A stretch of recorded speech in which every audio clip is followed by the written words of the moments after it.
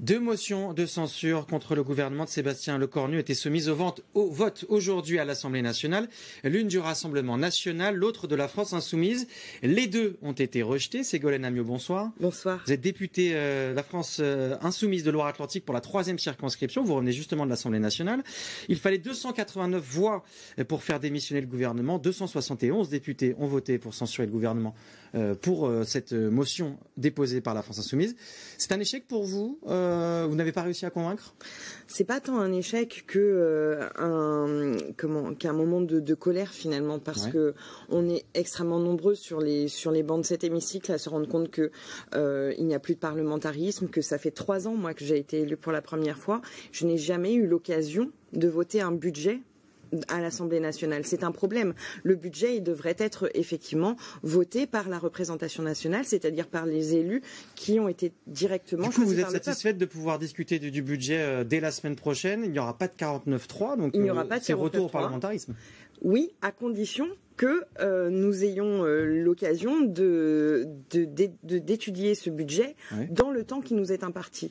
C'est-à-dire si nous dépassons les 70 jours qui ont déjà commencé, le décompte a déjà commencé, si nous dépassons ces 70 jours, alors le gouvernement pourra prendre le budget, adopter le budget par ordonnance directement.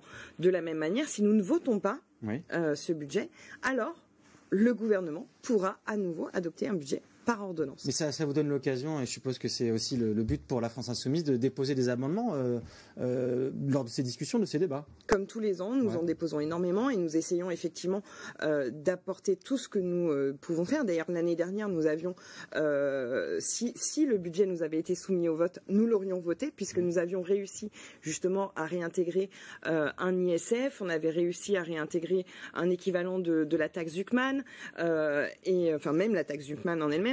Nous avions réussi à apporter des recettes supplémentaires suffisamment pour pouvoir répondre aux besoins des Françaises et des Français, répondre aux besoins des entreprises, répondre aux besoins des associations qui crient aujourd'hui à quel point tout le monde est à l'os. Les services publics sont à l'os, tous les services qui sont assurés par les associations, pareil, n'ont plus d'argent pour pouvoir continuer à fonctionner. La pauvreté continue à avancer et aujourd'hui, ce que nous propose le gouvernement Lecornu dans son budget, c'est encore et toujours de taper sur les travailleurs, de taper sur les apprentis, sur les malades aujourd'hui. Enfin voilà, on va récupérer de l'argent sur le dos des malades pour la suite. On va revenir, si vous voulez bien, sur cette motion de censure aujourd'hui également. 7 députés socialistes ont voté pour votre motion de censure, contrairement à la consigne de leur parti. Est-ce que vous les invitez aujourd'hui à rejoindre vos rangs, tout simplement?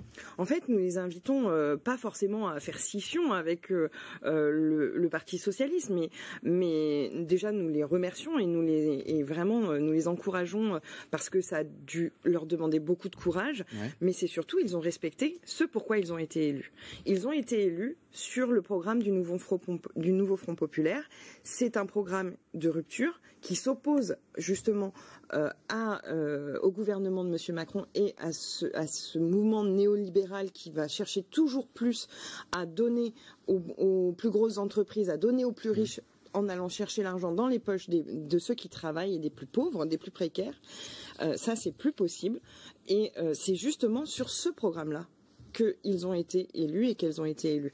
Et donc, le fait qu'ils respectent ce programme, moi, je leur tire mon chapeau parce qu'effectivement, ça demande non seulement du courage, mais c'est aussi un gage du respect de leurs propres paroles.